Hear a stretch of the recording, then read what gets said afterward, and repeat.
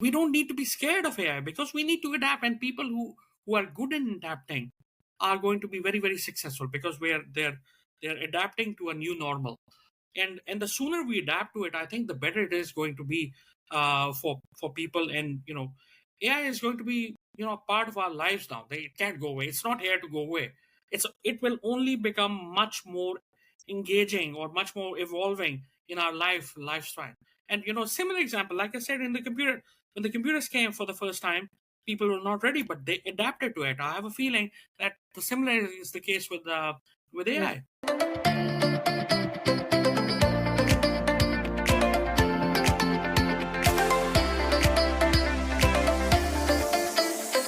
This is By Joyan Season 2. I'm your host, Joyan Chan, and every Wednesday we bring you inspiring stories, powerful message, and fun conversations with me and my special guests and friends, and it's my personal mission to empower you to live and lead a life with joy.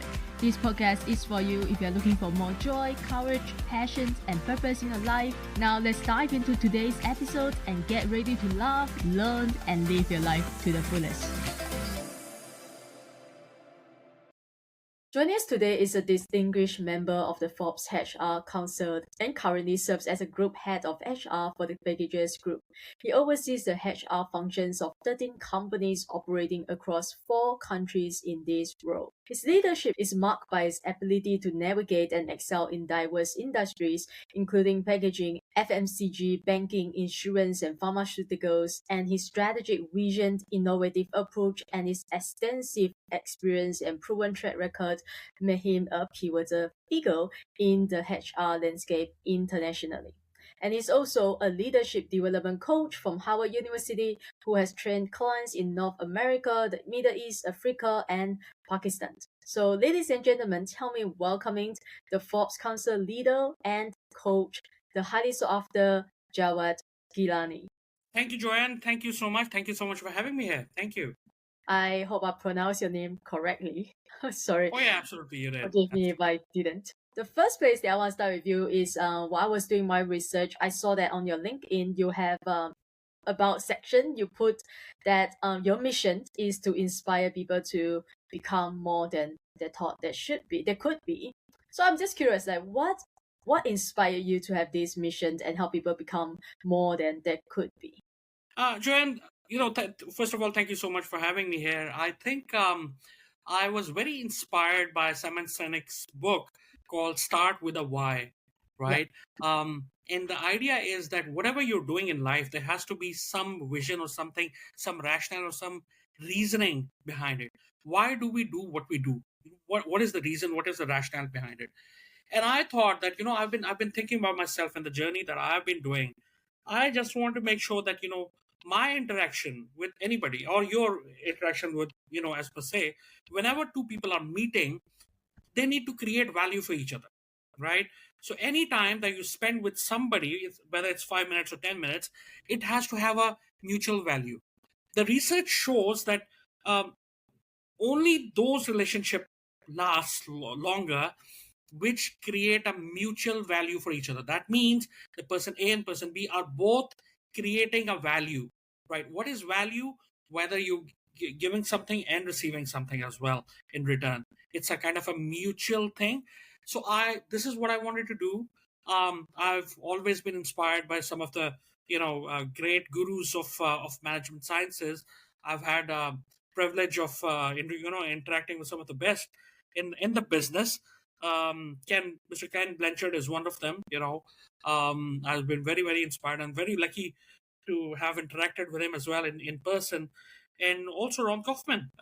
These are the two people that have actually inspired me a lot. Also Simon Sinek. I went all the way to United States just to listen to him live in Wow. Denver, Colorado.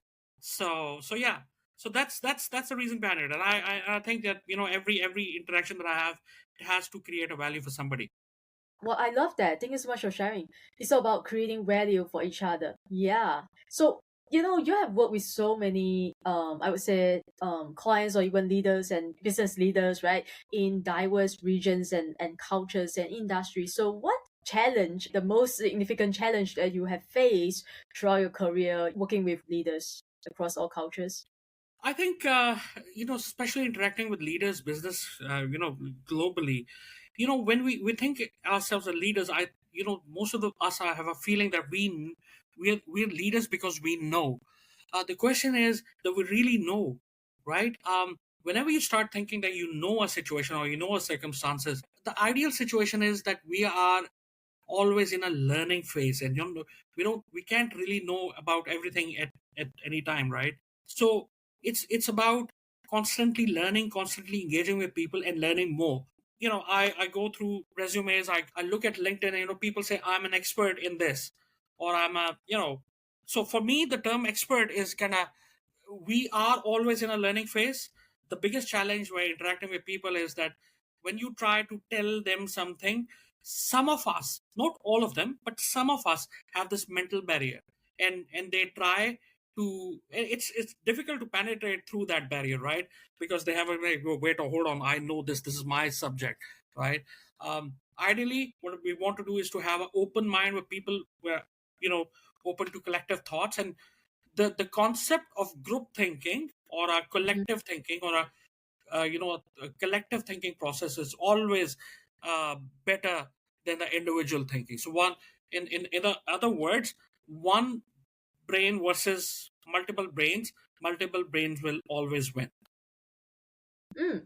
Okay, that's something interesting too. So, right. So, but okay, let's say group thinking, let's just say for example, but you still need at least this is what I understand, right? You still need someone to lead the group to think a certain way, right? And that's what leadership is all about, right? It's not about I know a lot more, or I'm the smartest person in the room. Like, we don't want to be the smartest person in the room, because we are right, we want to learn from others. But still, in terms of group thinking, how do you as a leader establish, I would say, a direction for the group, so that we all can collectively achieve a certain, goals and values and missions.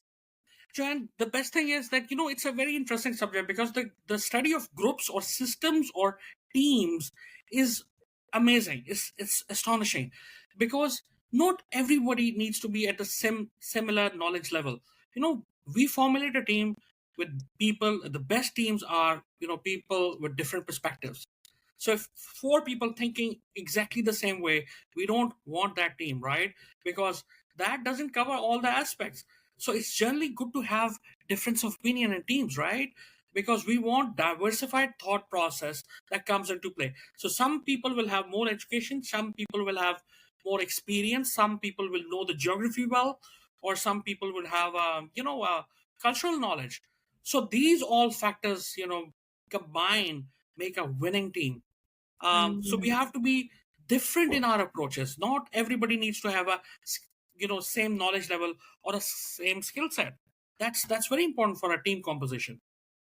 yeah, thank you so much. That's really eye-opening. Now, you are in Pakistan right now, and and I read your article. Thanks for sharing that, by the way.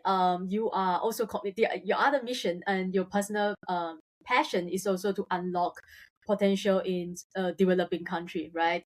And I believe you have an incredible life story that if you have time, I'm sure we have time.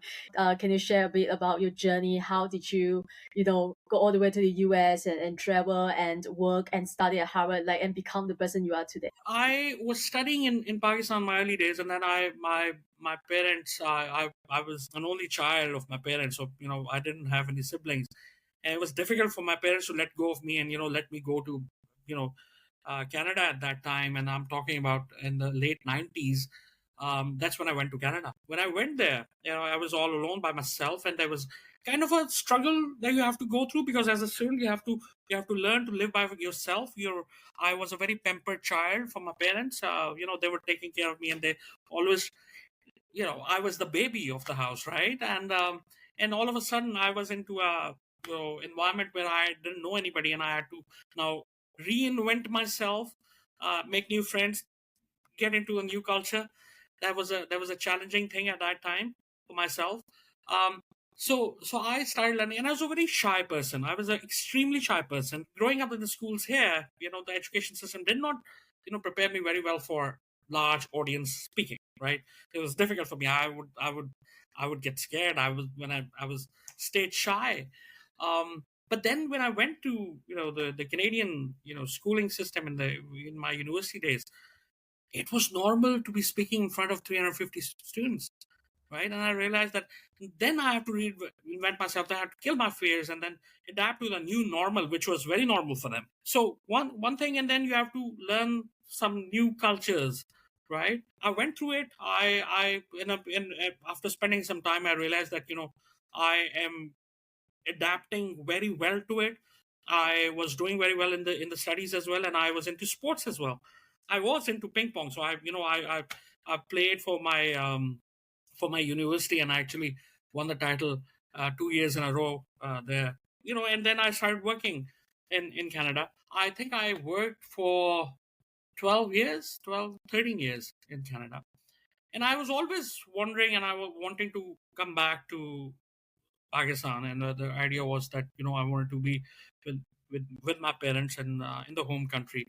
Yep. Um, and more than that, I thought when I was in Canada, I was into HR and I was into recruiting and talent development. That's the kind of area that I was in, and I just realized that when I moved to back to Pakistan, there was a Middle East stint as well in between. But when I came to Pakistan, I realized that most of the nature of the characteristics of individuals are similar, right? It's the hiring process, the talent, the kind of talent that we have is kind of similar. But there in North America, people had, children, especially children, had access to better educational facilities, right? Something which is quite normal there. The schooling was available for everybody. In Pakistan, it was not the case. Yep. Only the affluent had access to, private schools and all.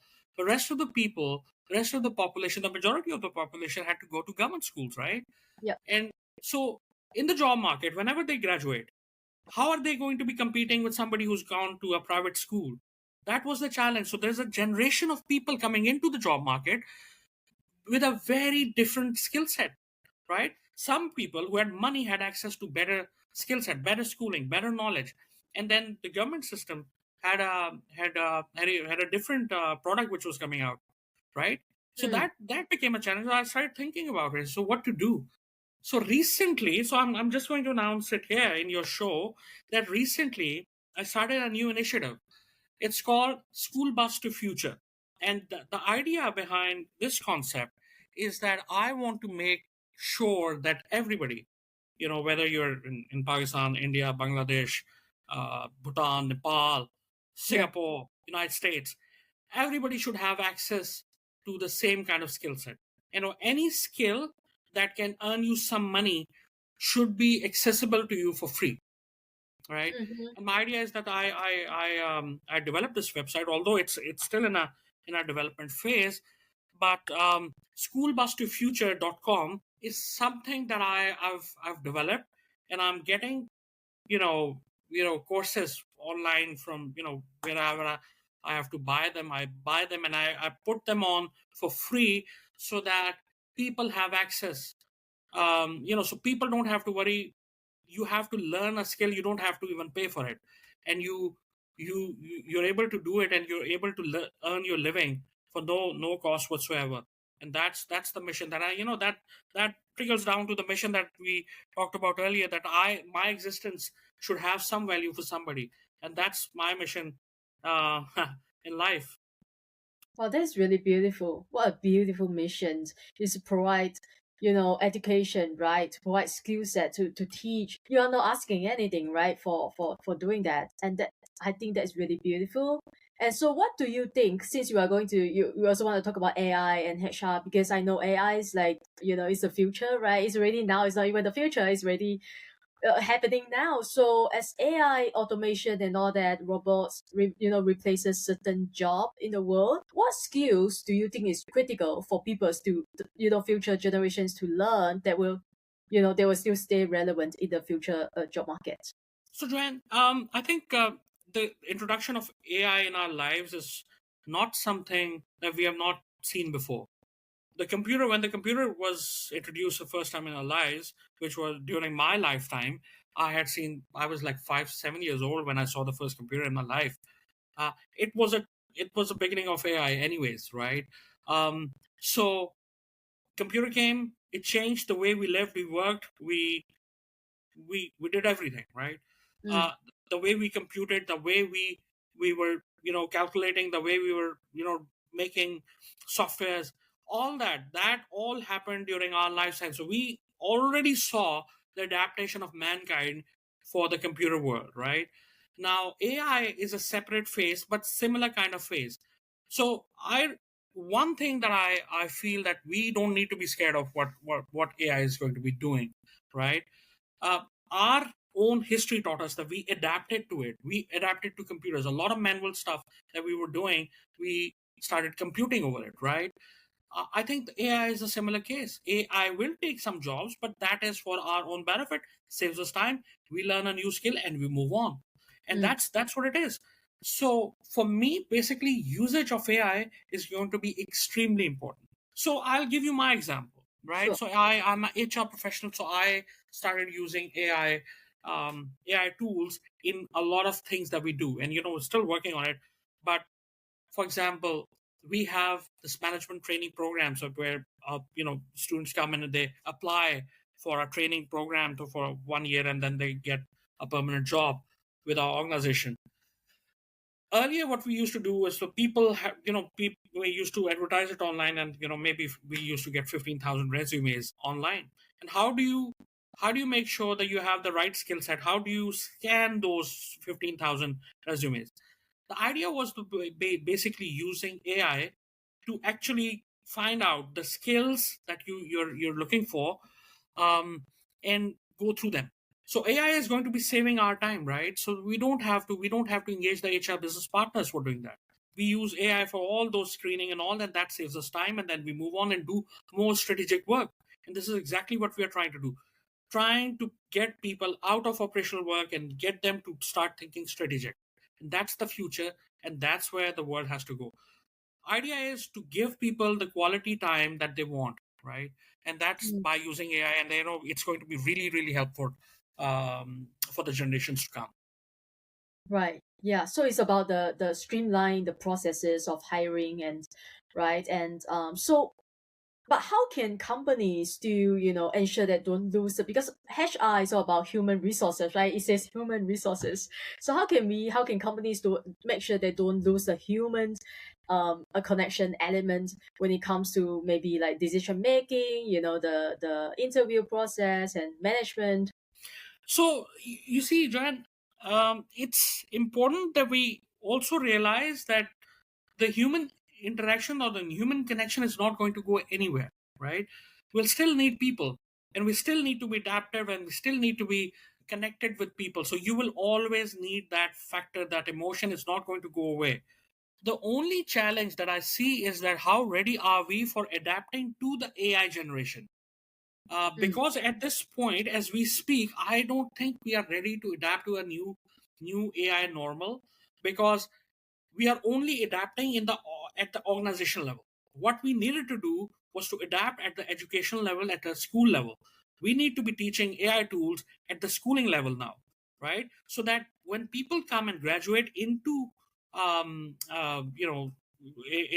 coming yeah. into the organization, they are already AI ready. Okay, so that's a challenge that I see, that we have started using AI, but we are not really ready for it. Maybe it may take another 3 4 years or 5 years when education system starts adapting to it, because we cannot have a education system which has a very primitive way of education, and then coming into organizations which are very adaptive to AI.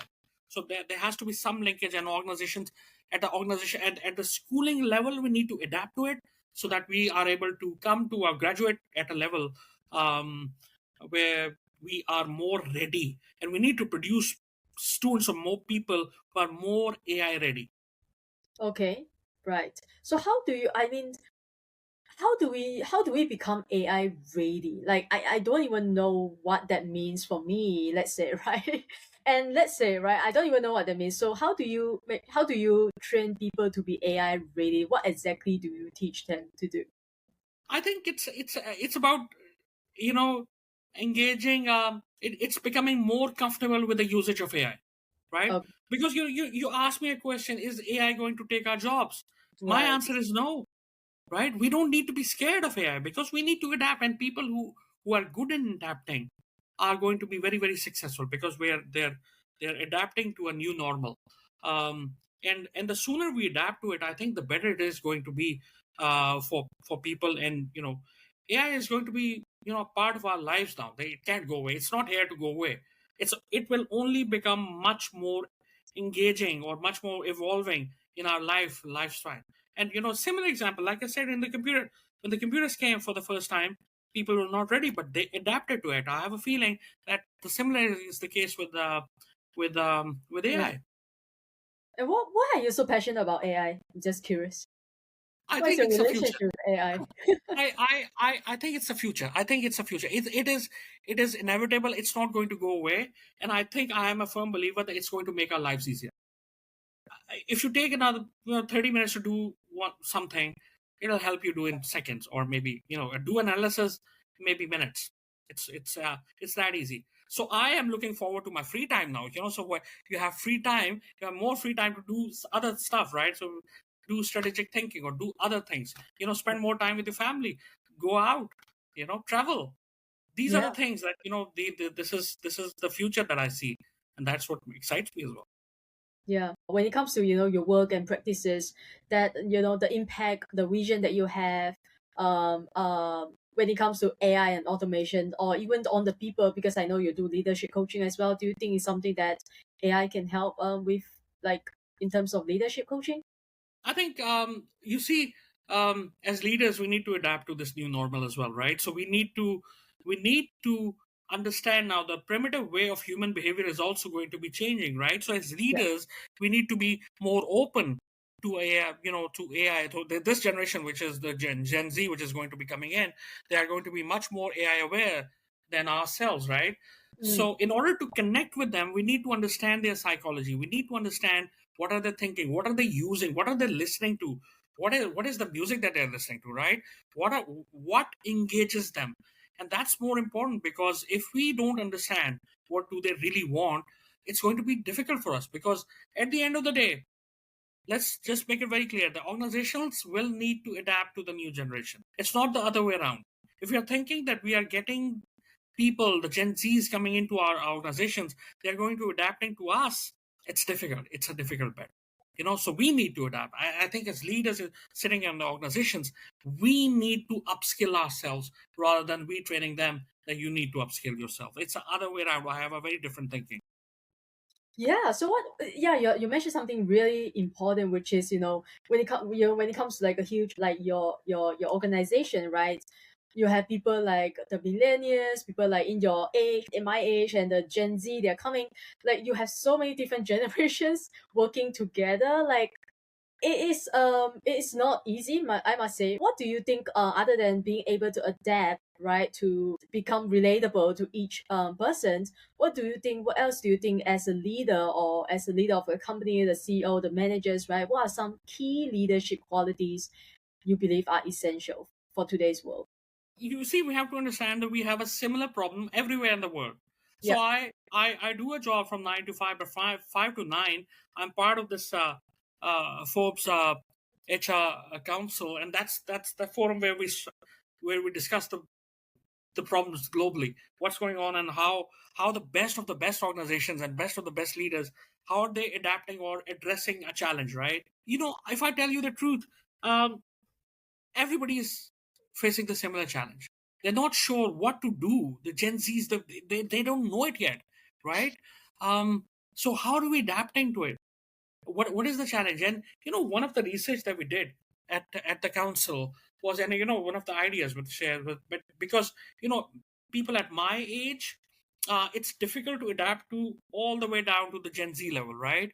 Yep. But the easiest way would be to prepare millennials who are much more closer to them, okay, to prepare them to deal with the Gen Zs, right? So that Right. the generation which is the closest to them is more acceptable and more adaptive to the new generation.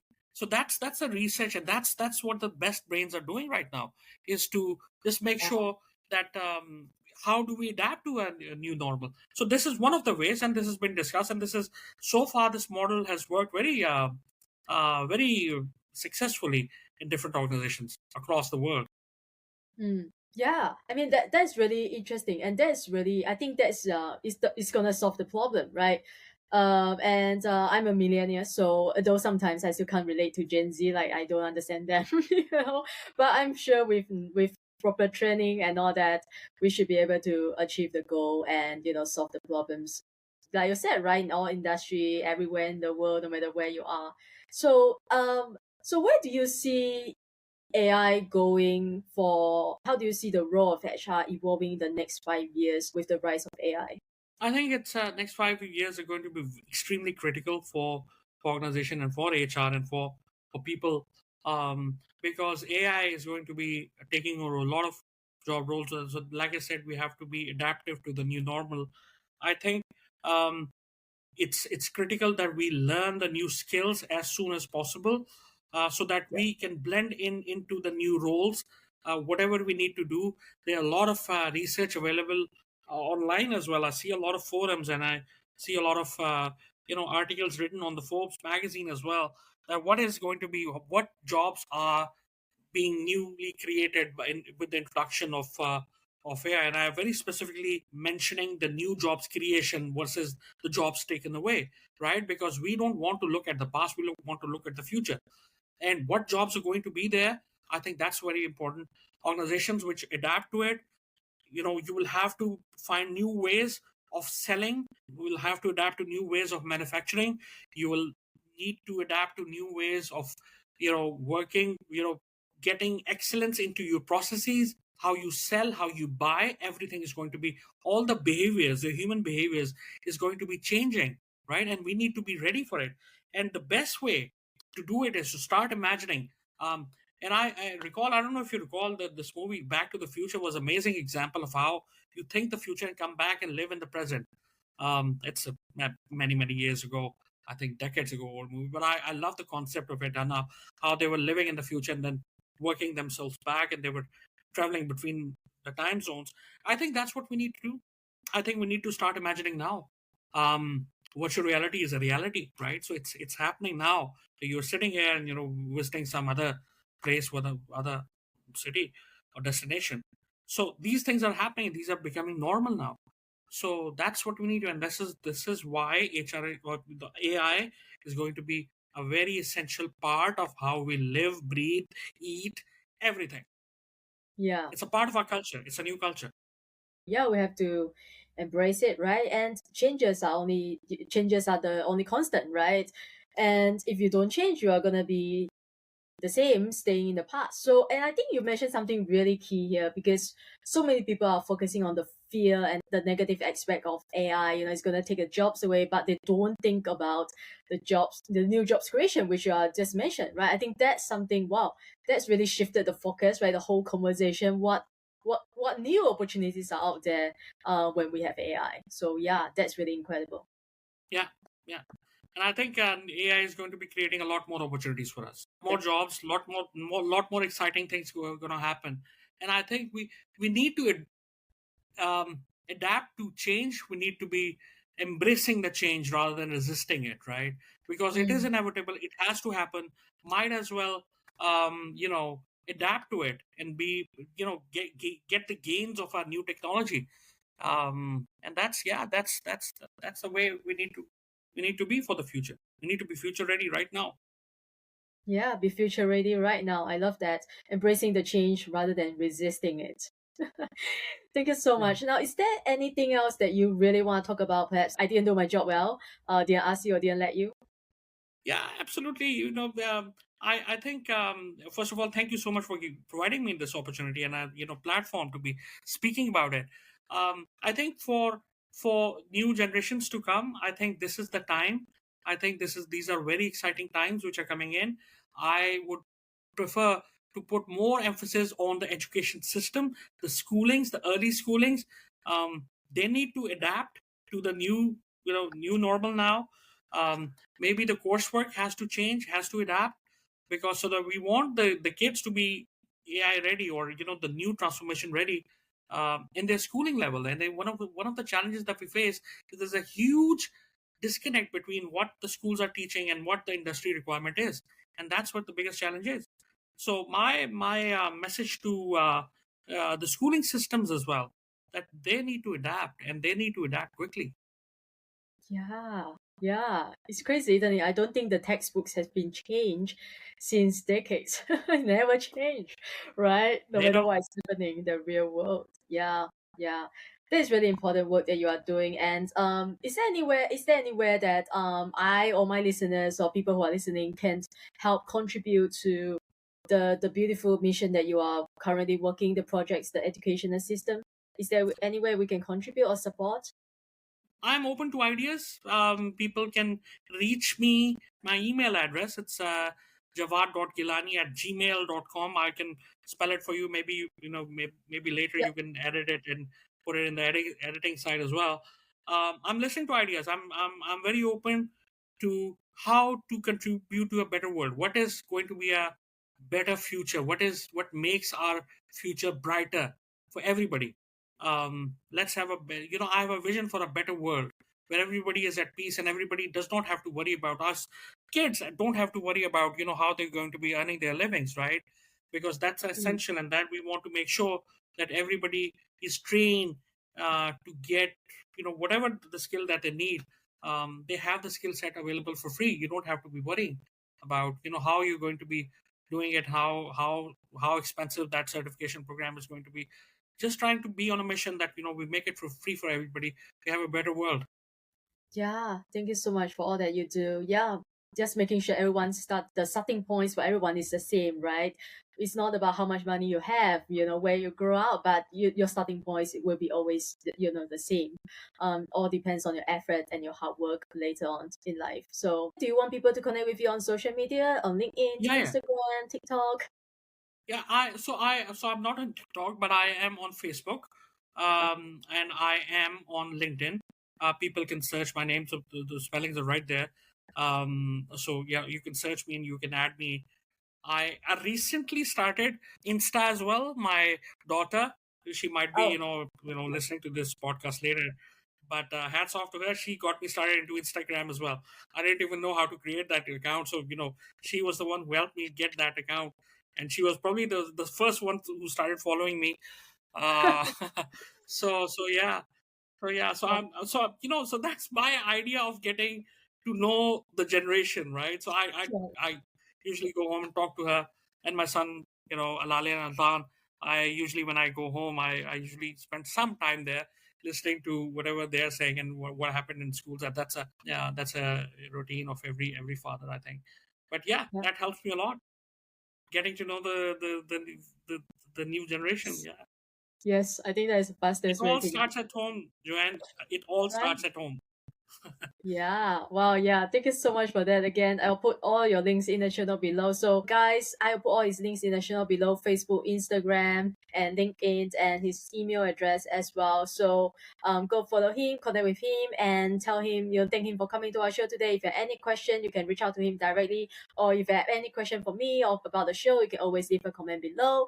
And remember to like and subscribe if you haven't already. Thanks for listening, and I wish you all a joyful and amazing day ahead. Bye. Thank you so much. Thank you. Thank you again for tuning into Find Joy Joanne podcast. If you enjoyed today's episode, take a screenshot and share it on your IG story and take Find Joy Joanne _podcast so I know you are listening. And leave us a positive review on Apple Podcasts if you haven't already done so. And remember to hit the subscribe button whether you are listening on Spotify, iTunes, Amazon Music, or any of your other favorite platforms. If you love what we are doing and want to become one of our sponsors, you can send me a DM to connect. And thanks for being here. I will see you soon in the next episode.